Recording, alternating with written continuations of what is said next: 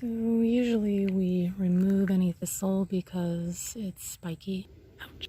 Couldn't be considered a weed if you don't like it, but it's so beautiful. The pollinators love it, of course. There's always a pollinator on it somewhere. They're super cool, but they're really sharp, as are the stems and the leaves, so they're hard to pull up.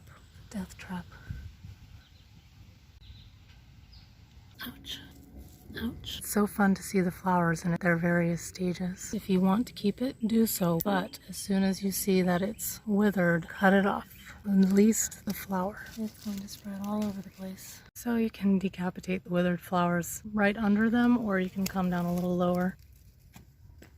If you're going to cut off the withered blooms and you see buds like this, make sure you cut the stem right above it, like there. But I'm not going to cut the stem because this is still full of new buds up here. Sorry, little guy, but I need to cut this one off. If you cut it too low like I just did, it's okay. You have plenty more blooms where that came from. So that's what we do every single day. We just come out here, make sure that it hasn't gone to seed. And if it's starting to, we cut that flower head off. Now you can have your thistle cake and eat it too.